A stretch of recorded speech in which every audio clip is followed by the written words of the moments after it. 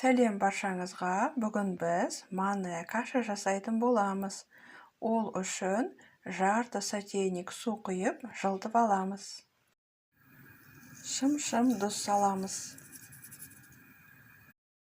3-4 ас қасық манная каша саламыз.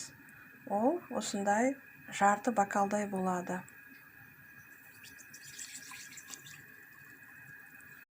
Енді осы кашамызды қайнағанша араластырамыз.